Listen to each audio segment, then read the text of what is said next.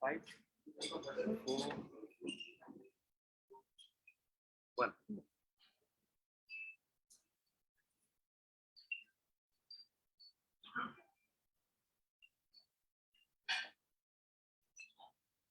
Okay, Bakshi ji, go ahead. Savadika, good evening, namaste, Sat Sri Akal. This is DK Bakshi from GKPD Thailand chapter. Right now in India, in COVID, I wish I was present at Bangkok personally, but Covaxin approval from WHO stops me to be there. India has crossed 1 billion doses yesterday, which is a hallmark, and India deserves praise for its such a strong vaccination program. However, India is still struggling for the Covaxin approval from WHO, which we all understand why it is not coming. Today, we are physically present in Bangkok, in Soi Yisip Song, Soi 22, Marriott Hotel, as well as on the virtual mode, to together go through that tough process of hashtag Black Day, 22nd October 1947. I would request everybody who is present in the physical mode in the hotel, as well as who are on the virtual mode from different parts of the world, please let's have silence for 2 minutes for all those Kashmiri Pandits, Sikhs who have been killed, and army personnel who have been killed since 1947 in Kashmir Valley. So may I request everybody with folded hands for a 2-minute silence, please.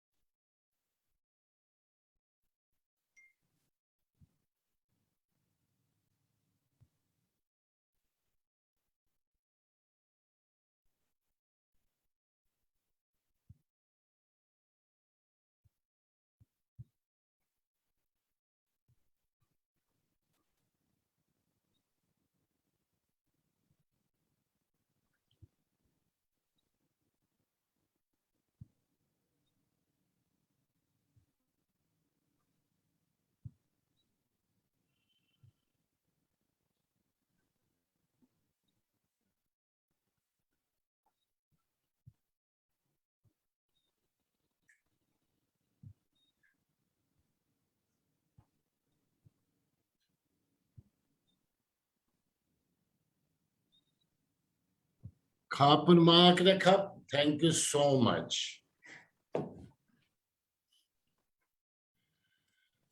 We just remembered those people, and there are thousands of people from the minority community of Kashmiri Pandits and Sikhs and the army personnel who have been killed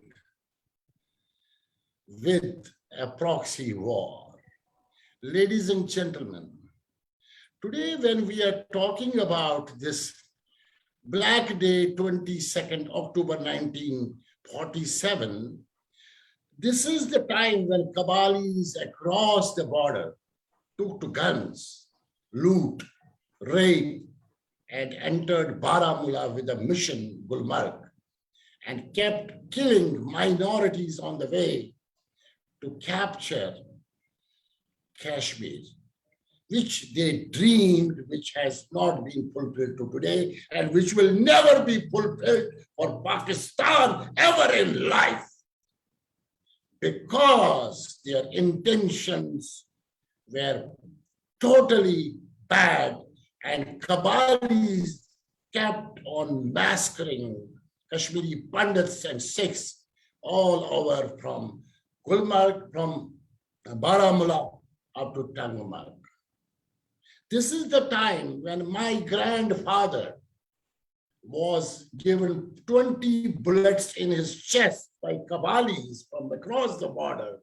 And my father, who was 16-year-old, was watching from the top of the tower along with the family members, and they just saved their life. This is the true story of Bakshi family.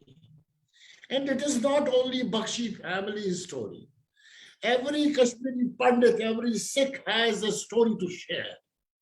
And this has continuously been happening because in 1990, a major disaster of Kashmir took place, which was exodus of Kashmiri Pandits and Sikhs from Kashmir Valley. And I repeat, it was not only an exodus, it was a genocide, genocide, and genocide. We Kashmiri Pandits are still waiting for getting us that approval that it was a genocide. It is not an exodus. Ladies and gentlemen, Pakistan has always been playing the games of entering Kashmir.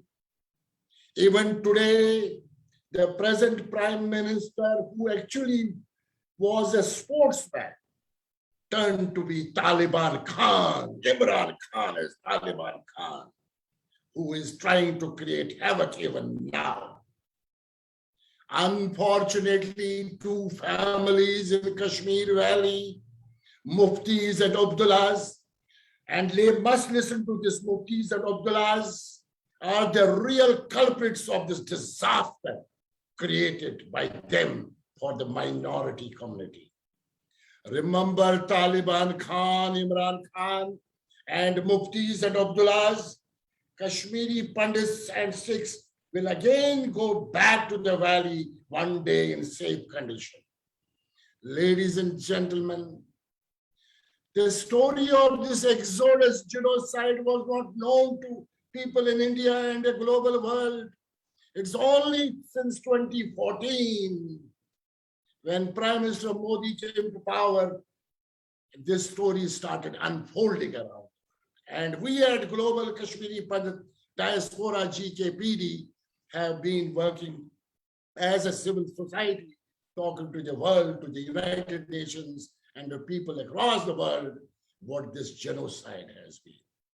So today, when I am presenting you speakers from USA, UK, Canada, Australia, and India, who are themselves the victims of this genocide. Ladies and gentlemen, this is a very painful day for each Kashmiri Pandit and a Sikh who belongs to that state, and they will narrate their stories. We have less time in hand, but within a short period of time, I would request my fellow Kashmiri Pandits, and of course, we have Kashmiri Pandit available in the audience there in the hotel, as well as we have Mr. Manjeet Singh available as representing Sikh there. Later on, they will also join us, and Khun Satish Saigal will also be talking in Thai. May I request the first speaker, Mr. Jeevan Zitshi. Mr. Jeevan Zitshi lives in California, USA. Mr. Zitshi has written 2 books on Kashmir exodus, and I would request Mr. Jeevan Zitshi to please share his thoughts and the pain and the agony he has been going through. Mr. Zivas, it's 5 a.m. in California. Thank you very much for being here. Over to you, sir. Thank you. Thank you, Mr. Bakshi. And good morning from California. It's indeed a privilege to be sharing this platform with other distinguished speakers representing global Kashmiri Pandit diaspora, GKPD, from across the globe. And thank you again, Mr. Bakshi, for organizing it and moderating this both live and virtual conference today. A spate of recent reprehensible killing of innocents in Srinagar has shocked the entire civilized world. Peace be on the souls of those innocent people. My talk today will briefly delve into the ancient history of Kashmir, the events leading from the first tribal invasion of Pakistan in 1947 till the seventh exodus of Kashmiri Pandits, which was back in 1989-1990.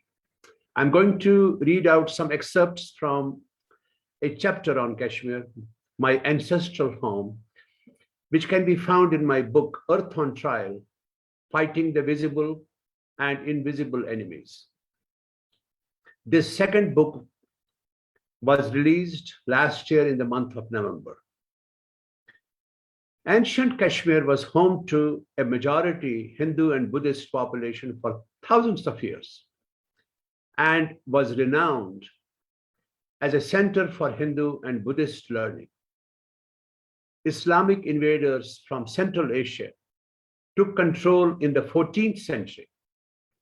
Under the Islamic rule, Hindus faced periods of persecution, resulting in mass migrations from the region roughly once a century until the late 1700s.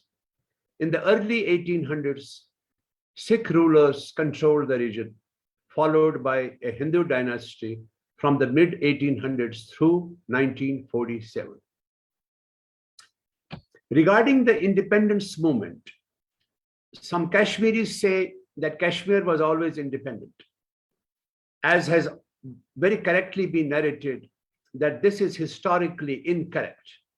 Kashmir was only independent till 1587, when the last independent ruler, Yusuf Shah Chak, was deposed and exiled by Mughal Emperor Akbar, who incorporated Kashmir into the Mughal Empire. Later, it passed under Afghan, Sikh, and Dogra rule and ultimately came under the British. Maharaja Hari Singh was only nominally independent, but like other princely states in India, the real ruler of Kashmir was the British, who had their army there. The historic region of Kashmir has a total area of 85,807 square miles and is now divided between three countries: Pakistan occupied Kashmir, and the northern areas occupied approximately 30,000 square miles. China controls about 16,000 square miles of Kashmir, while the remaining territory forms the Indian Union territories UT of Jammu and Kashmir and Ladakh. The total population of Jammu and Kashmir is 12,267,000. Muslims comprise a majority in the Kashmir Valley, while Hindus are a majority in Jammu. In Ladakh, UT, the population is 274,000. Muslims account for a slight majority with a significant Buddhist population and a smaller number of Hindus. When the princely state of Jammu and Kashmir became part of the Republic of India in 1947, shortly thereafter, Pakistani armed forces and Pashtun tribesmen invaded the area, forcing the largest Kashmiri political party to approve the accession. Indian forces were deployed to counter the attacks by Pakistan, In 1948, the United Nations Security Council passed Resolution 47, requiring all Pakistani military personnel to be withdrawn from the region before a plebiscite, which would have confirmed the people's wishes to join India. Instead, Pakistan increased its military presence and no plebiscite was held. At the time of partition, the new nation state of Pakistan, a place created for Muslims, claimed that Kashmir was an unfinished task of division. The founder of Pakistan, Muhammad Ali Jinnah, he described Kashmir as an unfinished task of division. Bhutto took it further by proclaiming a 1,000-year war with India. If this was not enough, General Zia-ul-Haq's doctrine of 1,000 cuts to bleed India fostered and nurtured separatism, terrorism, and fundamentalism, thus making Kashmir what it is today. Consequently, Pakistan became a player by supporting this deep-seated separatist agitation with finance, training, and alleged boots on the ground. To completely Islamize Kashmir, Pakistan was able to capitalize on this by financing, arming, and training militant groups across the border, and ethnic cleansing of the Kashmiri Pandits was undertaken on January 19, 1990. Many secular Muslims and intellectuals who did not become part of this also were killed. Pakistan's proxy war in Kashmir began in 1989. An insurgency sponsored by Pakistan's military and intelligence service engulfed the Kashmir Valley. Former Pakistani ambassador to the United States, Hussain Haqqani, said the ISI-supported jihad in Kashmir was rooted in the ideology of Pakistani Islamists, carefully nurtured for decades by the Pakistani military. Since then, thousands of civilians have been killed in militant-related violence. Alas, the beautiful valley of Kashmir became a bed of Islamic terrorism, and the campaign of intimidation and harassment worsened in the late 80s with a growing influence of the straight-laced interpretation of Islam propagated through Wahhabism. Thank you very much for listening, and Jai Hind. Thank you. Jeevan Zachi Saab, thank you so much. You have been in US fighting for the cause of Kashmiri Pandits and the minorities of Kashmir Valley. Thank you for sharing. We don't have time, so we have to be limited and short. May I request Utpal Kol, GKPD International Coordinator, to share his pain, agony of what has happened to the community. And Sir Utpal Kolji, I know all of you can talk for hours, but we have a limited time, 4 minutes, please. Thank you so much. Namaskar, Thailand. Good evening, Thailand. Sat Shri Akal, Thailand. Thank you very much, Bakshi Saab and GKPD Thailand, for giving me this opportunity to talk to some of our friends physically who are seeing, and all those who are watching on Facebook and in this Zoom room. Let me tell you that state of Pakistan within 2 months decided that they will attack Kashmir, because there is a majority of Muslims living in Kashmir. And so they organized these tribals, but in fact, it was Pakistani militia, Pakistani army behind it. They attacked from 3 places: Karan Karna, from Uri Baramulla, and Muzaffarabad. To cut it short, I tell you, they massacred 11,000 people, right from Muzaffarabad, Baramulla, and Karan. And there is a book called Krishna Ganga Ki God Mein, and where Sikh women and Hindu women jumped in the Jahlim, they jumped in Krishna Ganga, and these buggers bought dead bodies out and raped dead bodies. They took 1,500 women and sold them for 2 rupees each in the markets of Peshawar. So it's a long story. I can narrate it for 1 hour, what happened on 22nd of October.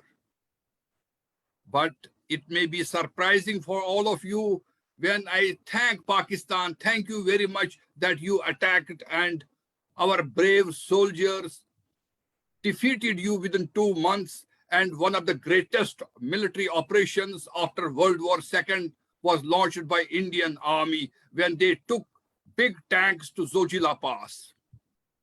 And if we would not have done ceasefire, we could have had Gilgit, Muzaffarabad, Kotli, Bhimber, and also Baltistan, because Indian forces were marching ahead. And within 4 days, Maharaja Hari Singh signed accession treaty with India. So I thank Pakistan. It could have taken 6 months, or it could have taken 1 year or 2 years that Jammu and Kashmir was part of India. And Pakistan made it possible within days. And then again, Pakistan attacked in 1971. They attacked in 65 also, but they were miserably defeated, and Lahore was only 16 kilometers from Indian soldiers. They attacked in 1971, and Indian army changed the history and geography of subcontinent. And I love the number 93,000. It is unique in the world history that these who call themselves as Ghazis, they were not only defeated, they were humiliated when 93,000 put their arms and they were taken in central India as prisoners. It was the goodwill of government of India and Indira Gandhi that we let them go. Otherwise, they could have been rotten here, all these 93,000. But this is the gesture, this is the Indian culture, this is the Indian civilization, how human we are. Vasudeva Kutumbakam, whole world is one family is our motto. But I, Utpal Kaul, and my family and my community are victims of genocide. And this genocide is lashed by these Pakistani buggers. Pakistan is a failed state. And if we will not declare it now as terrorist state, they may create big mischief. Because they say that we have defeated America with Americans in Afghanistan. They were totally defeated, but what they did, they sent some money, some motivated young men, and arms. Do you know how much arms Pakistan sent to Kashmir? The arms which were used, the amount of arms which were used in World War I, more than that were used in Kashmir for last 32 years. 500,000 AK-47 rifles, 500,000 Kalashnikov guns, explosive materials, rocket launchers. And what happened with this? They are responsible for killing 100,000 Kashmiris, which included Hindus, which included Sikhs, and which included Muslims itself. We must not forget what they did with Sikhs in Sangrampura, what they massacred even children in Vandahama, and how they killed 32 Sikhs in Sangrampura and also in Chhattisgarh.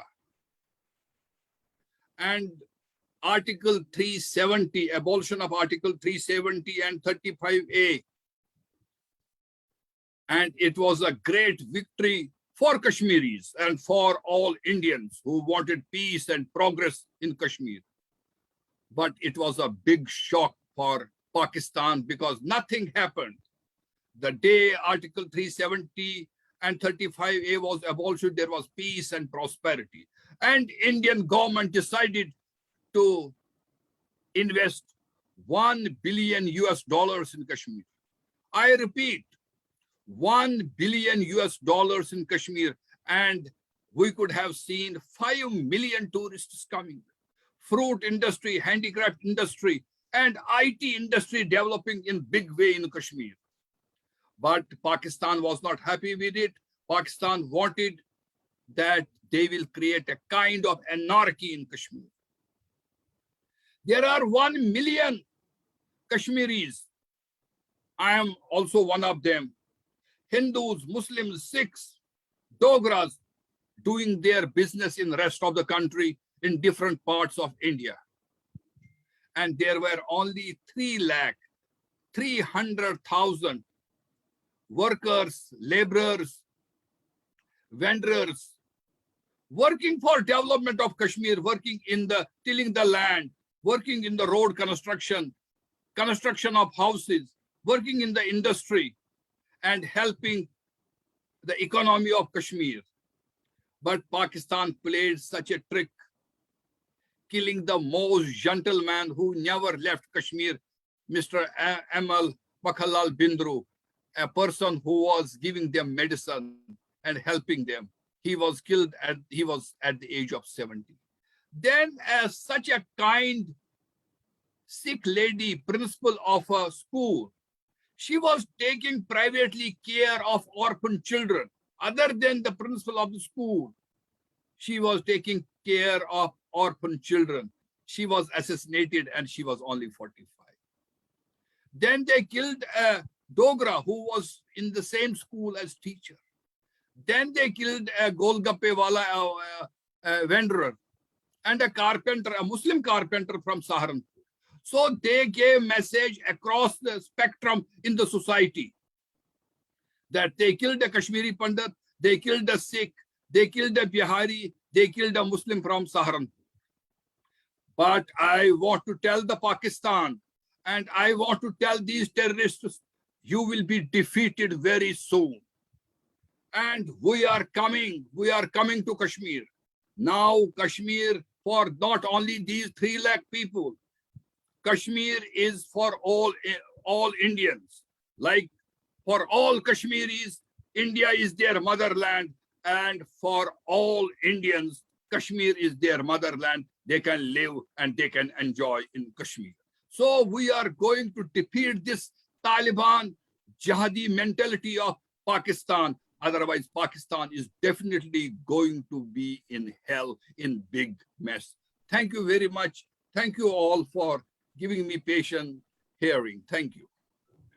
Thank you, Utpalji. Utpalji has been into volunteerism last 40 years, and he has been regularly working for the community.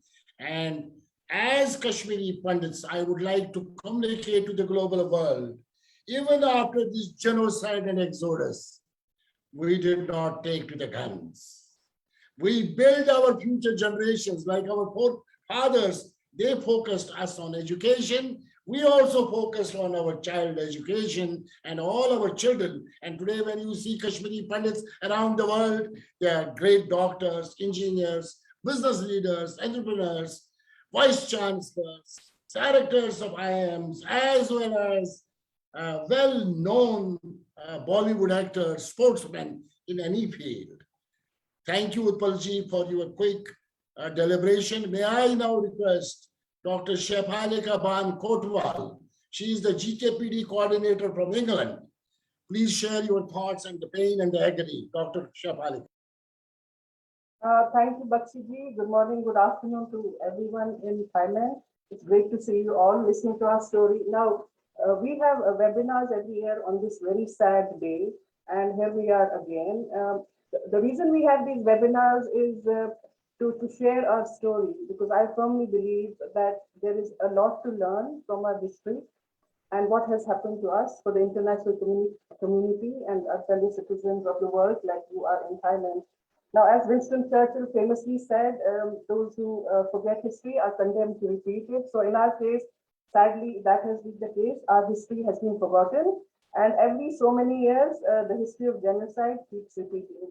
So if there's anything from our story which you can take home or share with other people from our very, very sad story, I think that would be a lot of our job done today. So where should I begin? So I'll begin with 1947. Obviously, I wasn't born there. But Bakshiji has talked about his family and how they suffered. And like Utpalji said, 11,000 people died. And then but I can talk to you about 1990 because I was there. I was a teenager. I was living in Kashmir. And you can say a microcosm of what happened in 1947 happened in 1990, but it was no less ghastly because in 1990, unlike in 1947, we were living in a democratic, socialist, secular, democratic republic of India, citizens of India.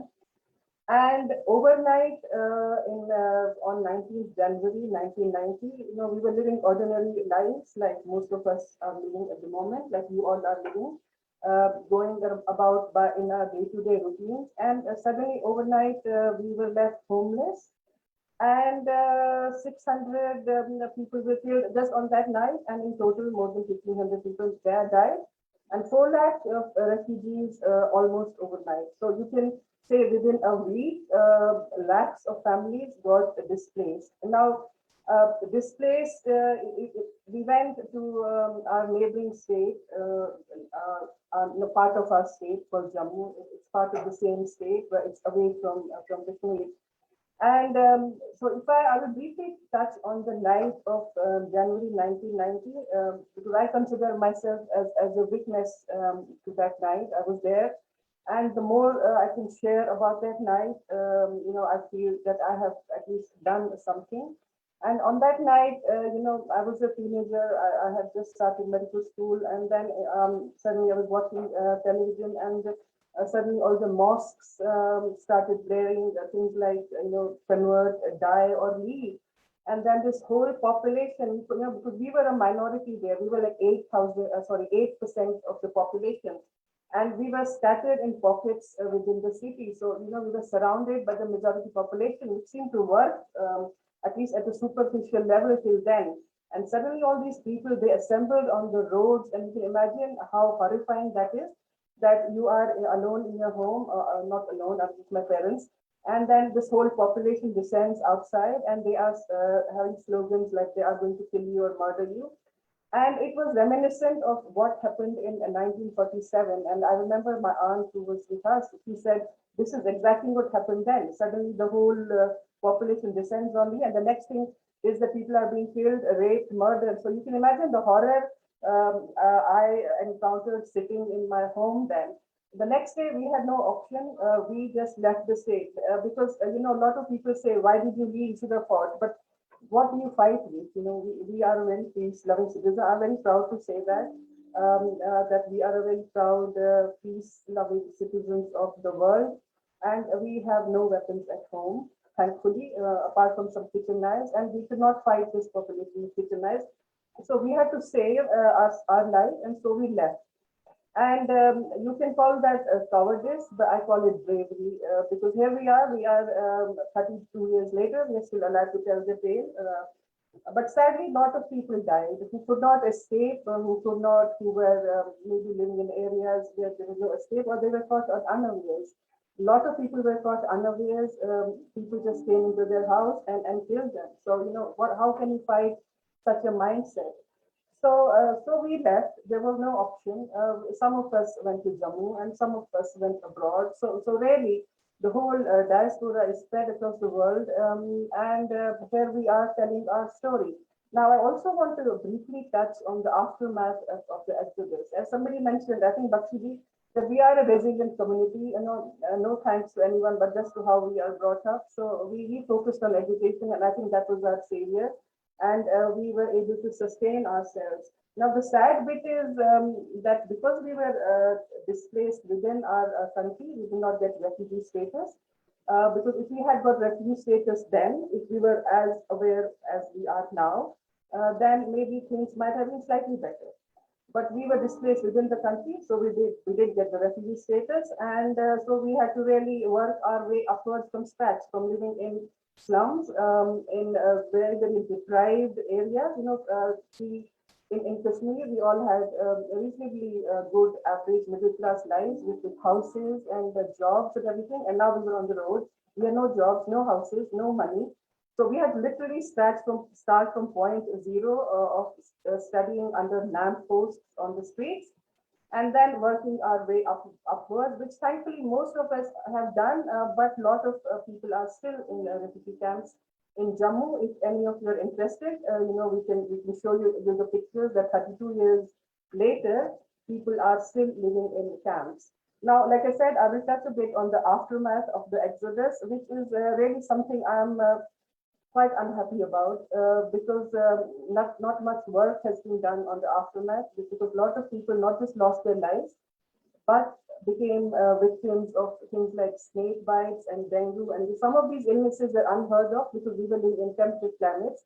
And then suddenly we are thrown into very, very hot tropic climates. So things like malaria, dengue, and illnesses like tuberculosis, they're unheard of in Kashmir. And now suddenly we are in this place where these things are endemic. So that was, and then 800 people died because of these illnesses within 10 years. So you can add that to the figure of 1600, and you can imagine how many people died.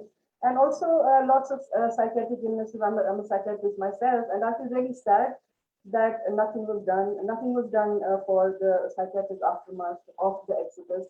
And a lot of our people are suffering even today. So PTSD, things like depression are still rampant in our communities. Nothing was picked up, and people are suffering 30 years later. And I will stop at that because it's a very, very long story. I don't want to go into details because there are other speakers more eminent or more knowledgeable than me. I'm not a historian. I can just tell you my story. And I hope there are some learning points in it. Thank you, Bakshi Saab, for organizing this. And great to see you all in Thailand. Thank you. Thank you, Dr. Shakalika Ban. And it has been really painful for Kashmiri Pandits and Sikhs that continuously last 3 decades, we are still waiting to go back to our Matrabhumi, our hometown where we are born. We wish to go back, and we had a couple of years back in 2019, 370, as Utpal Kolji said, and 35A gone. Lot of investment from Government of India into Kashmir. And we were ready to get into businesses there. We were ready to set up business schools there. We were ready to set up a lot of facilities there. Unfortunately, again, those vested interested people, and especially the 2 families of Kashmir who are still trying to destroy that cord and, stop Kashmiri Pandits and Sikhs to be back to normal in their home country. This is the saddest part. Other day we had Junaid Matu Saab, the mayor of Srinagar, and you must listen to this great person. He is a Muslim. He is a mayor of Srinagar. And Mr. Junaid Matu could really say straight how these 2 families have stopped the growth of Kashmir. And every Kashmiri Muslim is looking for the growth today. Unfortunately, they are being stopped under the kind leadership of one and only Taliban Khan, Imran Khan. Ladies and gentlemen, I have to move forward. May I request Ash Rana. Ash Rana is the GKPD coordinator from Brisbane, Australia, to share his thoughts, please. Swadikap to everyone in Thailand. Namaste and Sat Sri Akal to everyone. I am Ash Rana, as Bakshiji pointed out. Bakshiji, first of all, thank you for organizing this. I think this is the first event in the last 2 years, which is a physical and virtual combination. So thank you for that, along with the team based out of Thailand. Now, a lot of things have been said by the speakers till now. Now, I do not want to repeat everything. I will just give you some pointers. Before the 14th century, Kashmir, Jammu and Kashmir as a state was a Hindu, Buddhist and Sikh state. It was only in 14th century that Muslims came into picture. Now, before that, it was purely a Hindu, Sanatan Dharmi state. Now, everything changed after that. I would like to share some stories from my school days. Now, 1947, obviously, the Kabali raids, which everyone is talking about, and that is the day that is a bad day, which is today, 22nd of October, when Pakistani army, along with the tribal leaders, were sent through the borders of Jammu and Kashmir to loot, rape, and take control of the land. So that was the intention. Operation Gulmarg was the name given to it. Obviously, it couldn't succeed, and we know the story and we know the outcome of it. Jammu and Kashmir is a part of India. It is the crown of India, to put it that way. And I'm a proud Hindu who was living in Jammu and Kashmir and who has gone through genocide and exodus because I was a Hindu and I was an Indian at heart. And that is why we were attacked, we were raped, and we were given the option of convert, die, or leave. So those are the three options given to us, our community. And how did they do it? They did it by selective killing. Selective killing of major Kashmiri Hindus who lived in the valley. They selected one person, killed him on the road, and gave a message to all the neighbors saying, you don't belong here, so you have to leave. And then they came out with a list of Hindus who they wanted to kill. I mean, again, in this age, we're in the 21st century now. And if you are based in Thailand, I'm 100% sure that you would not agree with me that this has happened. But this has happened, all of you. This has happened. In the last 30 years, this has happened. And this has again continued to happen in the last 1 month with the Pakistani governments and ISI, which is known for this. Now, a couple of incidents. The government was hand in glove. The state government at that point of time was hand in glove. And as Bakshi Saab was pointing out, Farooq Abdullah and his family, Mufti Sayyid and his family, they were the families who ruled the state of Jammu and Kashmir. Now, they would change the merit list of engineering college, medical college, just to put their own people in there. Even though the list was with having 10 Hindus at the top, they would change the list, put 10 Muslims at the top. Again, it's unheard of. You cannot think of it in a democratic society, but unfortunately, this has happened. And this has been the root cause of our genocide. 500,000 people taken out from the valley, selective killing, and 7th exodus of Kashmiri Pandits happened in 1990, 19th of January, 1990. Now, I want to tell the world, through you also, who are listening to us, terrorism has no good or bad thing attached to it. Terrorism is terrorism. Now, if terrorism is stuck on India now, it tomorrow could strike anywhere else. Because we have seen what is happening in Afghanistan. And a sane mind would never think of nothing happening in Afghanistan or Pakistan in the next 5 or 10 years. They will wreak havoc in that part of the world.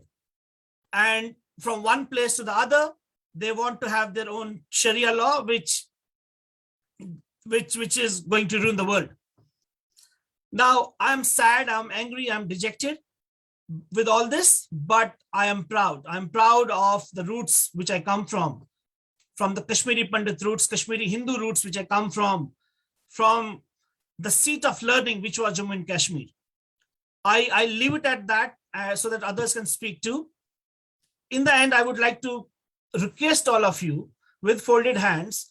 So out of this meeting, when you go out of this room from Hilton, if you can educate 1 or 2 people in your network about our story, about our genocide, I think that will be the greatest of the actions which we would expect from all of you. With that in my mind, thanks a ton, everyone.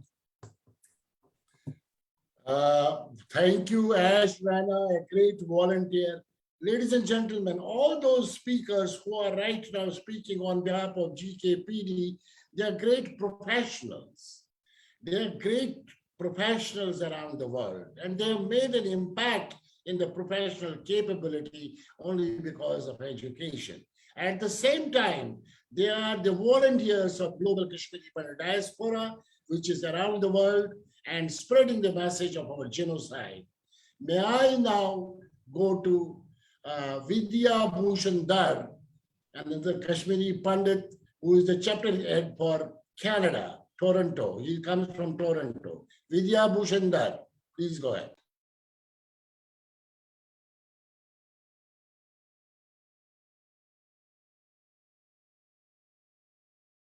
Vidya, please unmute yourself. Am I audible now? Namaskar and Swadikap to all my Thai friends who gave us this platform to look back into the time and remember those who lost their lives on today's day 74 years ago to the evil plans of just delivered rogue nation. Bakshiji, thank you so much for giving me this opportunity. Friends, India and Indians all over the world observe 22nd October as Black Day to mark the 1947 invasion of Jammu and Kashmir by Pakistani raiders, supported by the army. Yes, friends, Pakistan, a newborn, forcibly delivered nation, still drenched in its amniotic fluids and just severed umbilical cord, still hanging, a rogue nation was born, which invaded Kashmir on October 22nd, 1947. Codenamed Operation Gulmarg, members of Pakistani armed forces under the command of Major Khurshid Anwar attacked Kashmir with the aim of total annihilation of non-Muslims in the region. Pakistani journalist Zahid Chaudhry in his book writes that between October 22nd and October 25th, Pakistani forces and invaders murdered 5,000 people and kidnapped 1,600 women belonging to the minority community. They looted the riches of Kashmir, raped the women, killed the men, and left a trail of destruction all around.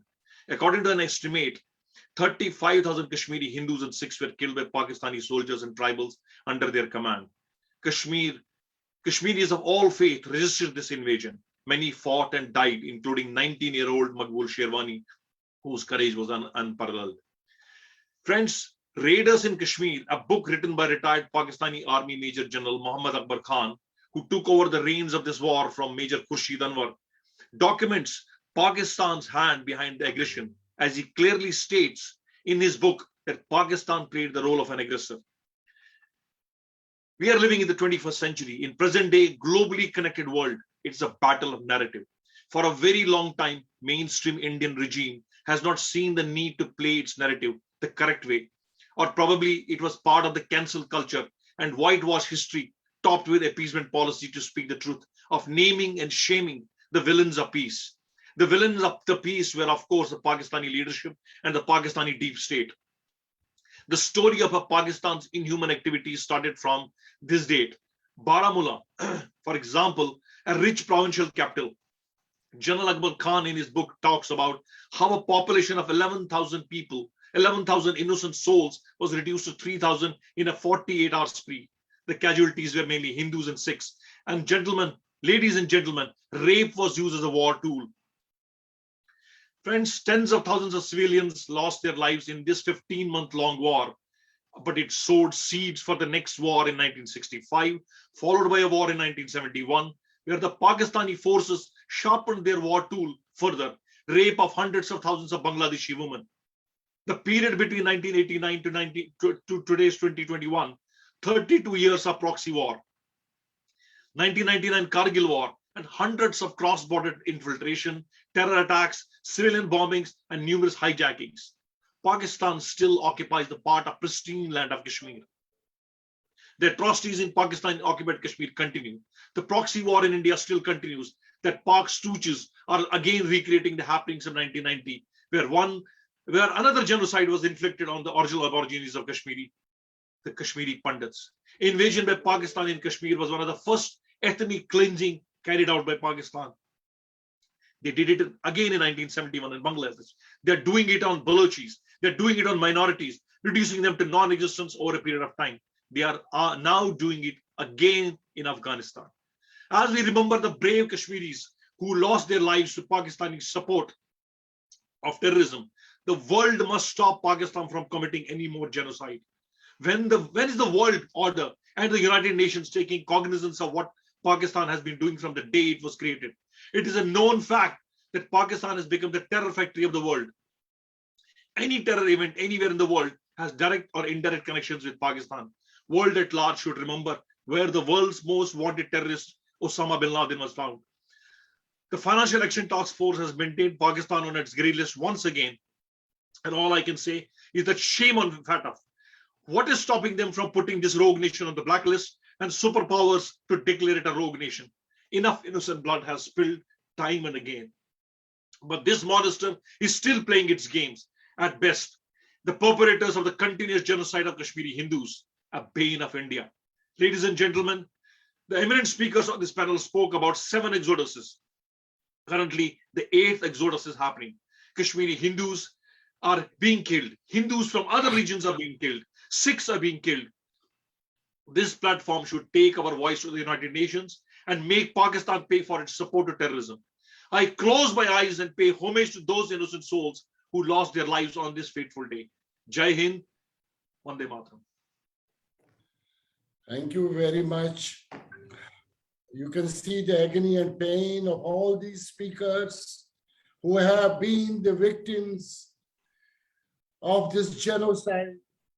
Remember a lady being raped in front of her husband and her body being cut into pieces, and the people from the other community opening the zip and pissing on the body. This has been the disaster of our community. When you remember this, when you hear about such stories, as I said, each minority has a story to share. A Kashmiri Pandit or a Sikh, when you meet a lady who is living in Delhi, her husband, when the militants came to the house and they left because they said her husband is not there. But the neighborhood said, no, he is there at the top attic, and he went into a drum of rice and he was given bullets into the drum itself, and he was murdered into the rice, bucket. And his wife was asked to cook that rice and eat it. This has been the process of disaster, genocide. When my fellow colleagues are asking and requesting United Nations to declare genocide, we are waiting for this. We are certainly grateful to Government of India. Since 2014, at least the message of our genocide, the exodus, which was under the carpet, at least got known to people. At least some of the media channels could support and give us opportunity to share our agony and pain. And of course, now social media is quite active. I am now requesting GKPD's youth wing lady, she is 19-year-old, Vanshika Bhatt. Vanshika is 19-year-old, she has never gone to Kashmir. She has never visited her hometown. She belongs to the DNA she is carrying in the body, the blood she is carrying from the Kashmir Valley. And she has never seen Kashmir Valley. Same is the case, my children have never seen Kashmir Valley. May I request Vanshika to share her thoughts and agony and what she knows about Kashmir. Over to Vanshika. Namaskar to all. A very warm good evening from India to everyone present here. My name is Vanshika Bhatt, and as said by Bakshi sir, I am 19 years old and a student of University of Delhi.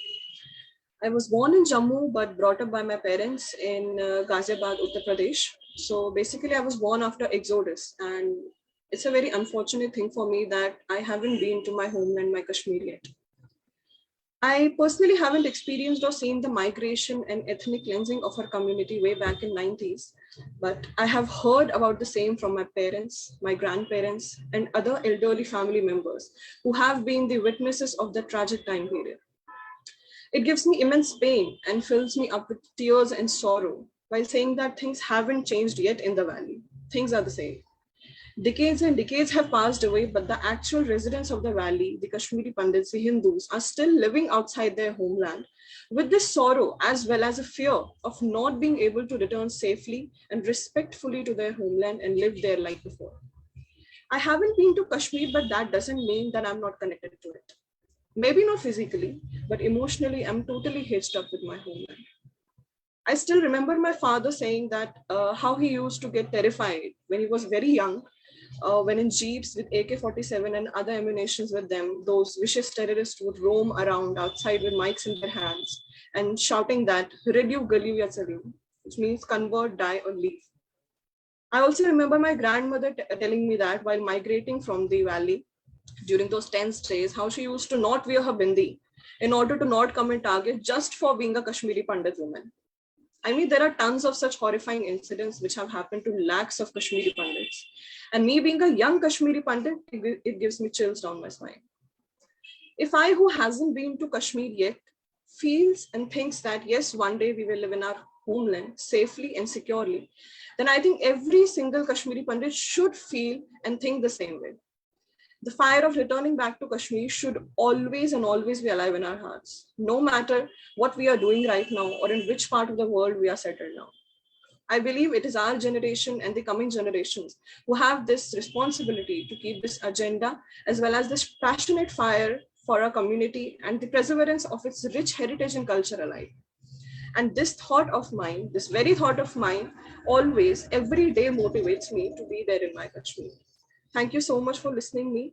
And thank you so much, Bakshi sir, for having me today here and letting me share my feelings with you all, the feelings of a young Kashmiri Pandit with everyone. Thank you so much for listening me. Namaskar, Vande Mataram, Bharat Mata Ki Jai. Vanshika is our youth coordinator for GKPD International. And I wish, Vanshika, you soon go to Kashmir and live there. And I can see your pain from your fathers, your parents and grandfathers and grandparents. Now let me go to the physical people present in the audience at Marriott Soy Song, Soy 22 Sukhumvit. May I request Rohit Kachru, a Kashmiri Pandit living in Bangkok last 7 years. Please come to the dais. His family has also gone through pain. Please share your thoughts. Mr. Rohit Kachru, please come to the dais, please. Rohit Kachru, sir? Yes, sir.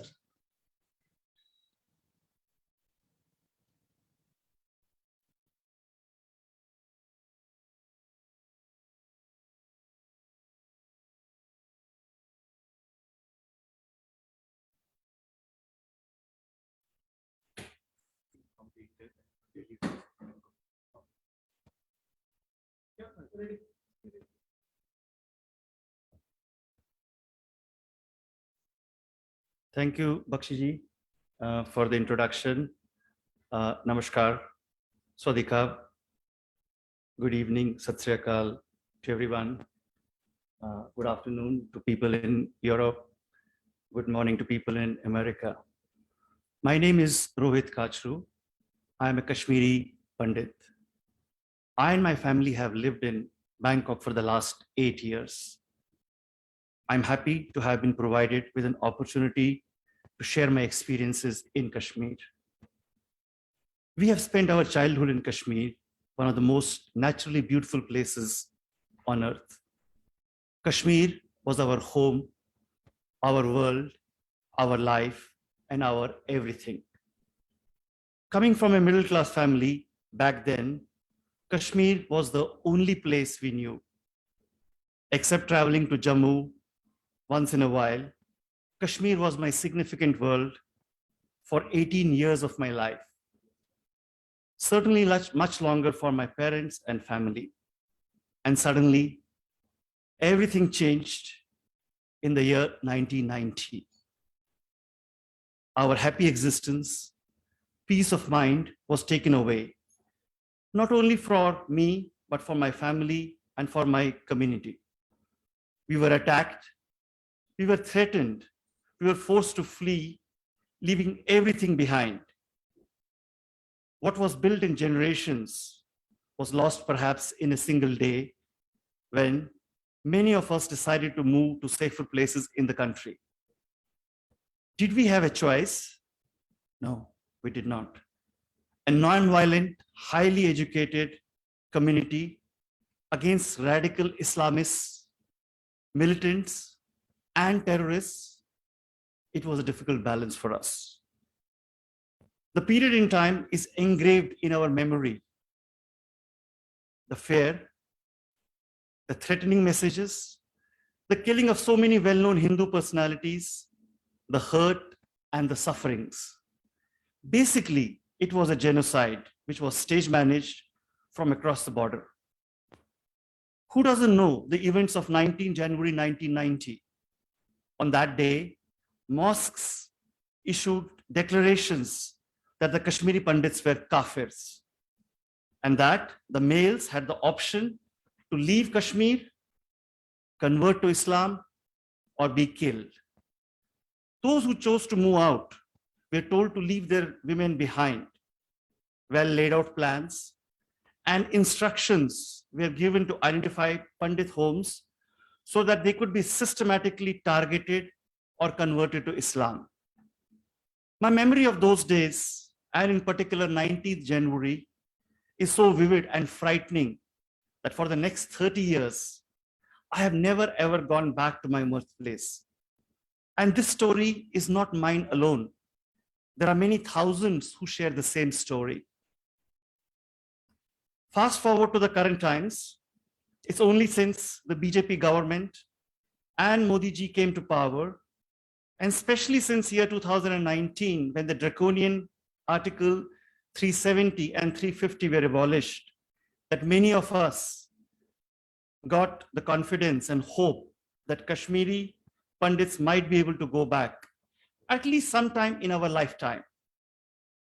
We all saw a glimmer of possibility that we would be able to see our land and take our kids to see that place where we and our forefathers had been brought up, to relive our memories and to share them with our generation, next generations. But the happiness and hope seems to be short-lived.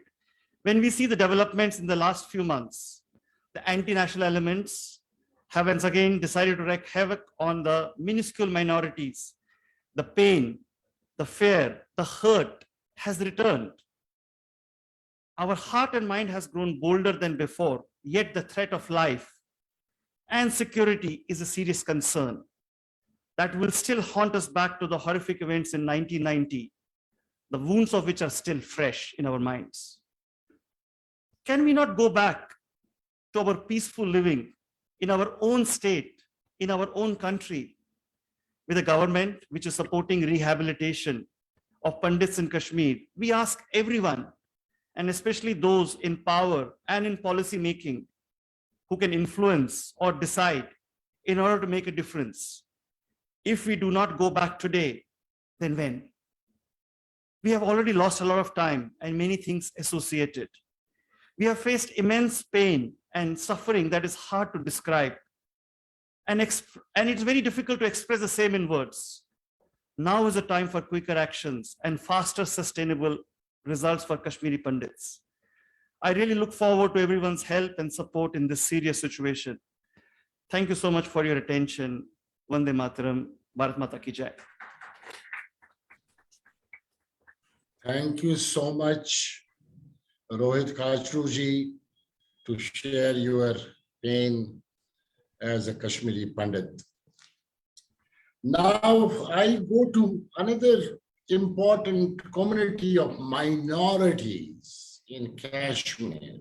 And we have been talking that this exodus, this genocide is not only of Kashmiri Pandits, but our own Sikh community. I am now requesting Sardar Manjeet Singh Ji, past president of our Gurdwara, Pohorat, Bangkok, who represents the Sikh community of Thailand, to please come to the dais. Sardar Manjeet Singh Saab, yes sir, please come to the dais. And I am really thankful to you that you decided to be here, and over to you, sir. Waheguru Ji Ka Khalsa, Waheguru Ji Ki Fateh. Sawasdee Krap. I am as a representative of the Sikh community in Thailand.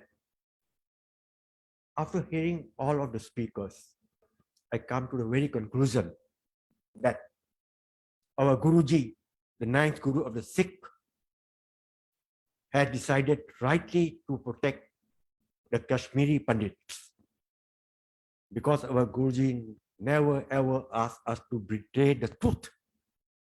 If you follow the path of the truth, you need not to be scared of anyone.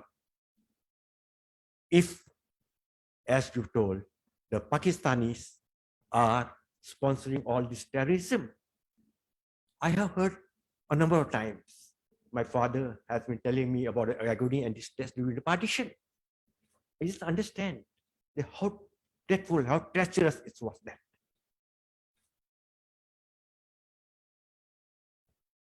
I do pity with you people all.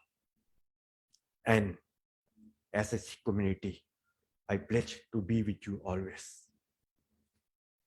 Ladies and gentlemen, it has been my privilege to be here. In the year 1947, Kashmiri Pandit as well as Sikh become the victims of terrorism, vandalism, and atrocities. Our people were brutally attacked, raped, and murdered. Again, in the year 1990, we have been done so repeatedly. May I ask you one question? Why should we always take a slap again and again? Do not we have courage enough?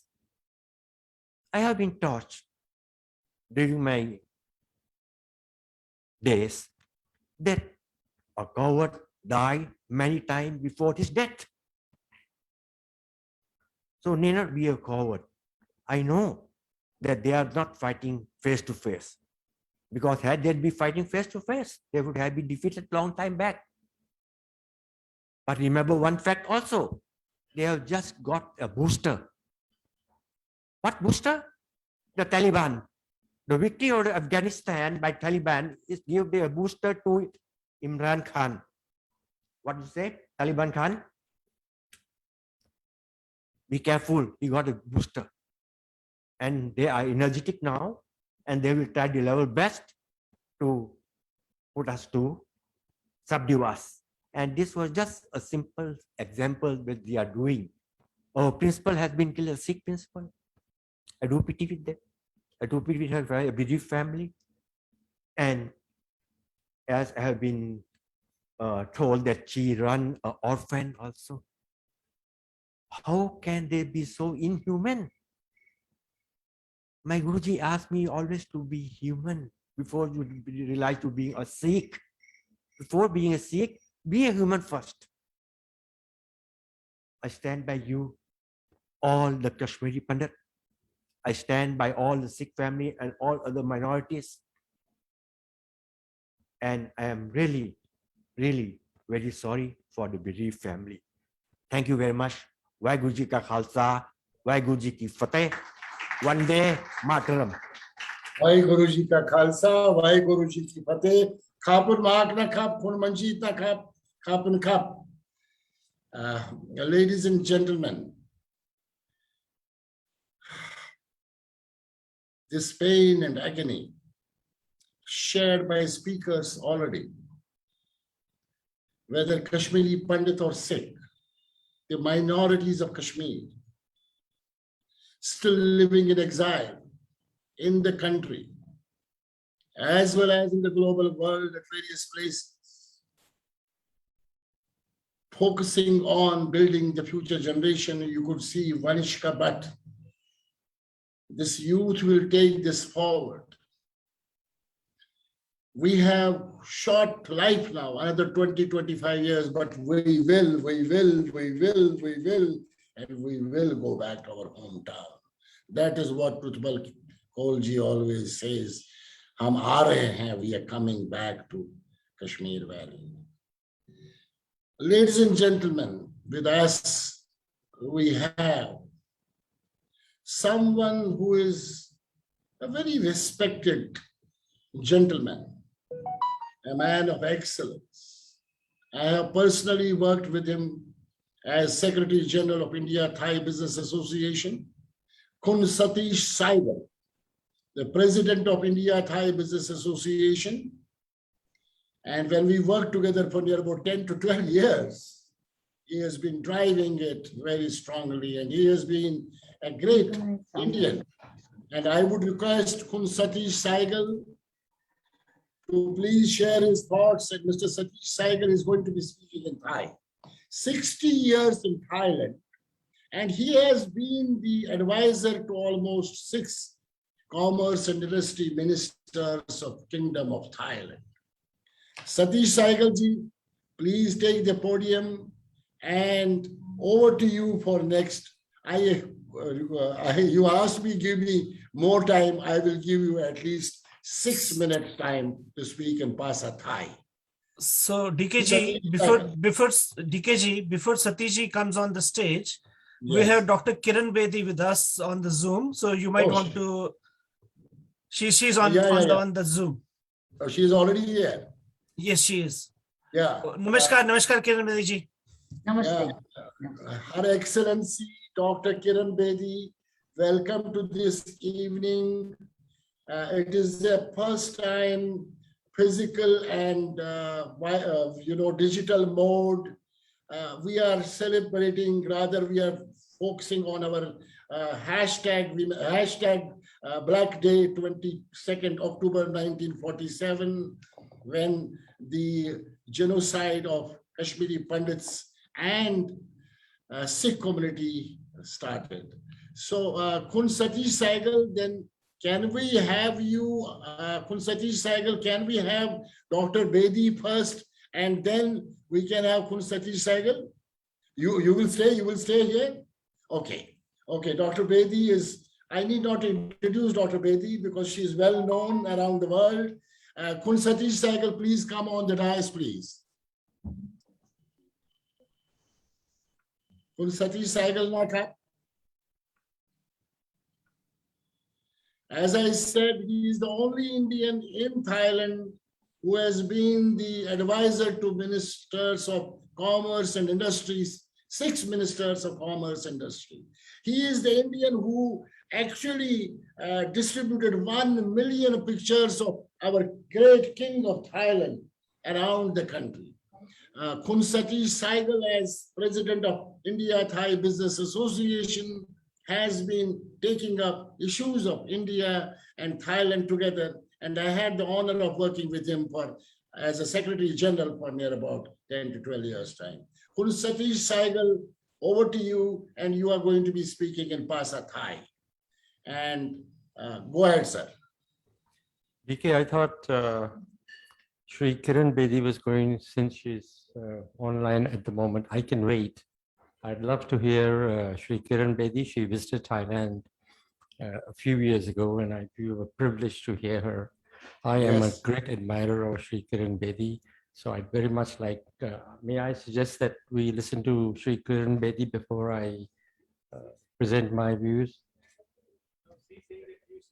I'll be happy to hear him first. I think you go ahead, Satish Saigal, you go ahead, and then we'll have Dr. Kiran Bedi, and that is better because that is the format. Okay. Go ahead, Satish Saigal. Go ahead.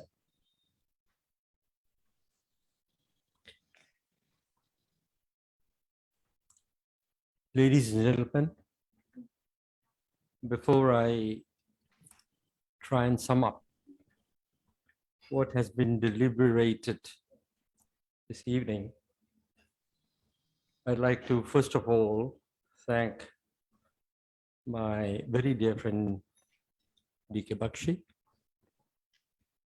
who I must say is a great friend of Thailand. He lived in Thailand for many, many years. And while he was the secretary of the India Thai Business Association, DK did a fantastic job developing the bilateral relations between the two countries.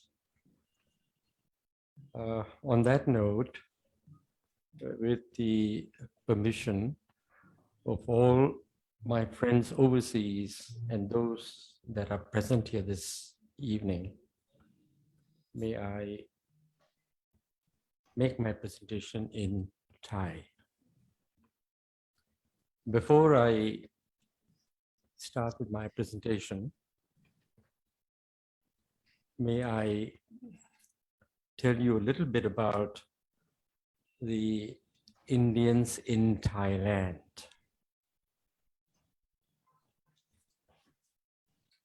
Whereas the Kashmiri Pandits went through a very difficult period, I must say that we Indians who migrated to Thailand from the year 1880, we were very fortunate that we as refugees were accepted by the magnanimous people of Thailand. We have lived in peace in this country for over 100 years. We are grateful to His Majesty the King, Rama the Ninth, Rama the 10th, and we owe to the people of this country. We enjoy all privileges. Our children born in Thailand speak the language. We have assimilated into the Thai society.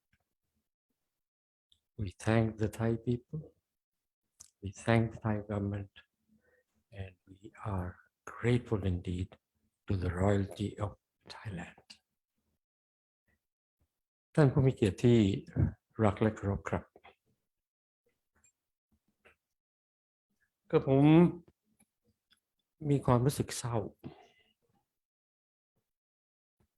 ที่ได้มีโอกาสมาแสดงความคิด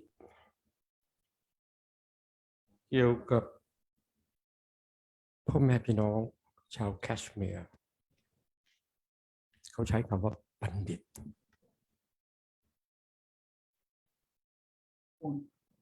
ผมศึกษาประวัติศาสตร์มาได้รับการศึกษาในประเทศอินเดียที่มหาวิทยาลัยเดลี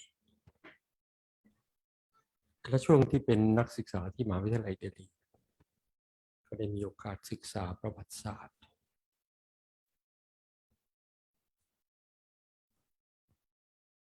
ชาวแคชเมียร์ปัญหาของชาวแคชเมียร์เนี่ยไม่ได้เพิ่งเริ่มตั้งแต่สมัยที่มุกุลปกครองประเทศอินเดียมีกษัตริย์องค์หนึ่งชื่อออรังเซบตั้งแต่ออรังเซบเข้ามาปกครองประเทศอินเดียมีการทำลายเผ่าพันธุ์ทั่วประเทศแต่กลุ่มที่โดนทรมานมากที่สุดก็คือพ่อแม่พี่น้องชาวแคชเมียร์ที่นับถือศาสนาฮินดูแคชเมียร์เคยเป็นรัฐที่มีชาวฮินดูเป็นสัดส่วนใหญ่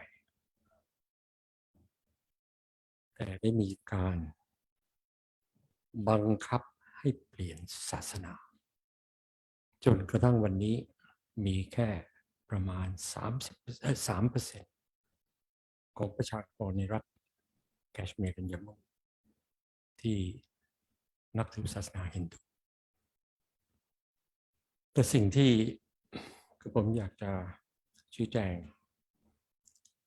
ให้ท่านทั้งหลายได้รับทราบก็คือสิ่งที่ท่านได้รับฟังจากท่านวิทยากร8 ท่านก็ผมจะพยายามสรุป ความรู้สึกของแต่ละท่านเริ่มตั้งแต่คุณบักชีได้เล่าประวัติของประเทศอินเดียที่ได้รับเอกราชหลังจากเป็นทาสของอังกฤษมา200 ปีในปี 1947 ก็น่าจะรับได้ว่าที่เขาใช้คำว่าอินเดียแต่ผมไม่อยากจะใช้คำว่าอินเดียนะครับชื่อของเราก็คือภารตะอินเดียนี่เป็นชื่อที่อังกฤษเรียกพวกเราแต่ชื่อเดิมของเราก็คือภารตะในปี 1947 มีการแบ่งแยกประเทศที่เคยเรียกว่าอินเดียมาเป็นอินเดียและปากีสถานการแยกประเทศก็แยกโดยคำนึงถึงศาสนาปากีสถานก็กลับมาเป็นประเทศที่มีชาวมุสลิมเป็นส่วนใหญ่นะครับแต่ในมุมกลับกันภารตะไม่เคยประกาศว่าอินเดียเป็นบ้านของชาวฮินดูผมมีความจำเป็นต้องเล่าให้ท่านทั้งหลายได้รับทราบนะครับแต่ทั้งนี้ทั้งนั้นในปี 1948 ก็มีปัญหาที่พวกท่านทั้งหลายได้ฟังจากท่านวิทยากรที่ได้กล่าวถึงสิ่งที่ท่านได้พบสิ่งที่ท่านได้เห็นและสิ่งที่เกิดขึ้นกับท่านในปี 1948 ประเทศปากีสถานได้นำทหารและกลุ่มจากส่วนหรือภาคต่างๆจากปากีสถานเข้ามาพยายามที่จะยึดรัฐแคชเมียร์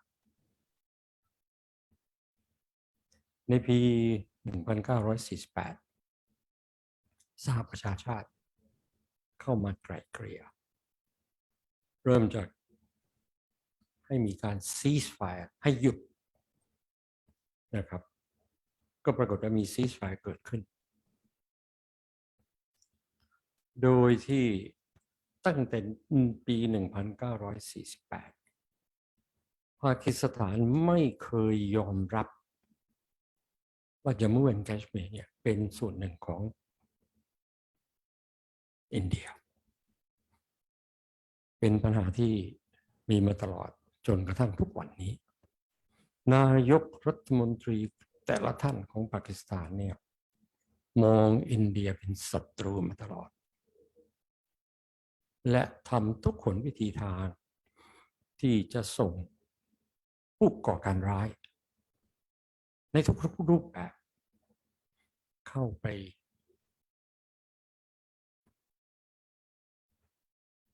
ทำทุกอย่างกับประชากรส่วนน้อยเราใช้คำว่า minority ก็คือ Kashmiri Pandits ท่านได้รับฟังจากท่านวิทยากรว่าได้มีการล้างเผ่าพันธุ์เป็นเรื่องจริงครับเป็นจำนวนหมื่นที่เสียชีวิตอพยพไม่เหมือนพวกเรานะครับที่อพยพจากภารตะมาอาศัยแผ่นดินไทยอยู่คนกลุ่มนี้ได้โดนขู่ได้ฆ่าสุภาพสตรีโดนทำนะครับวันนี้พ่อแม่พี่น้องโดยเฉพาะแคชมีรี Brahmins หรือที่เราใช้คำว่า Kashmiri Pandits อยากจะกลับบ้าน อยากจะกลับถิ่นที่เขาเคยบรรพบุรุษเขาเคยอาศัยอยู่ผมเคยคุยกับหลายท่านรัฐบาลใต้การปกครองของนายกโมดีก็ได้มีการกระทำหลายอย่างที่จะคืนสิทธิพื้นฐานของพวกท่านทั้งหลายฉะไหนท่านยังไม่กลับคำตอบที่ผมได้รับท่านยังกลัวท่านไม่กล้าเพราะชาวมุสลิมซึ่งประกอบด้วย 97% ของรัฐนี้ยังมีอคติกับคนกลุ่มที่เคยอาศัยแผ่นดินนี้อยู่นะครับมีบางประเด็นที่วิทยากรบางท่านได้พูดถึงกระบบขออนุญาตที่จะขยายสักนิดหนึ่งนะครับ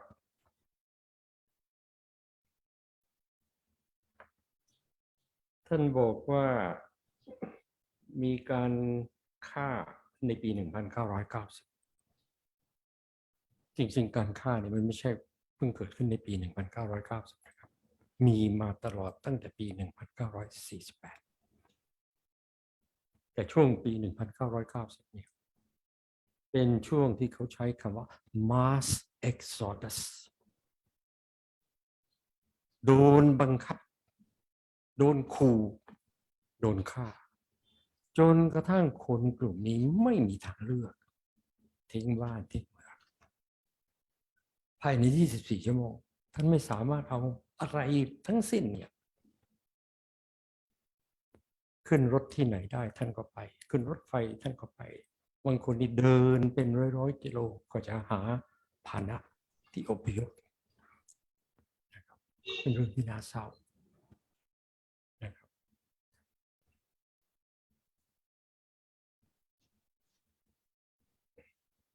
ท่านพูดถึง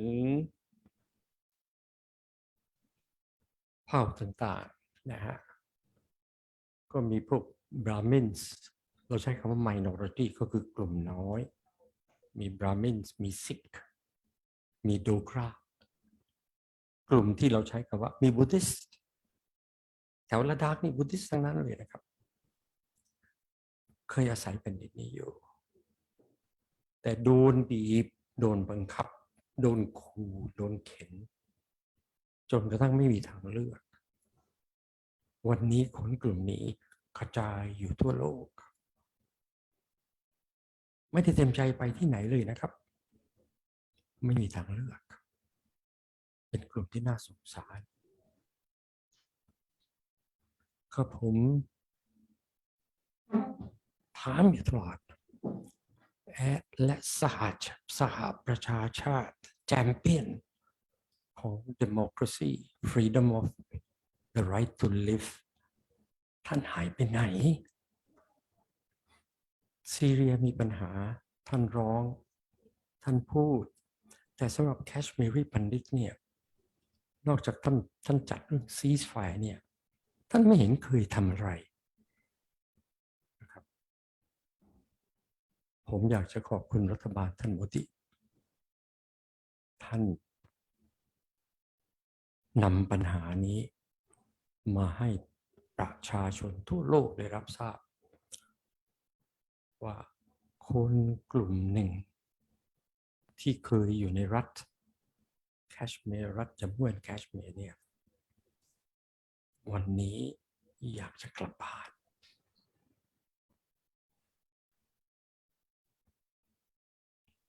ผมอยากจะเห็นคนกลุ่มนี้ได้มีโอกาสกลับไปที่บ้านท่านทิ้งทุกอย่างไว้ช่วงที่มีการแบ่งแยกระหว่างอินเดียกับปากีสถานครอบครัวของผมเนี่ยมาจากปากีสถานเกิดใน undivided India